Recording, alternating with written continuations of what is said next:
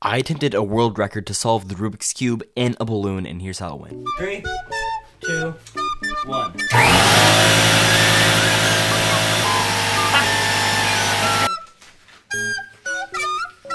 Try to get up ankle here. Oh. Yeah, I mean, you gotta just go for it. Well, that works so well. Wait, it actually works well. Alright, don't,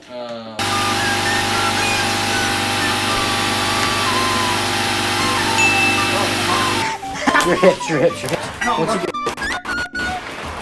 Give me a help. Oh, we're in the same area. if it pops, it's not I'm cutting it right here.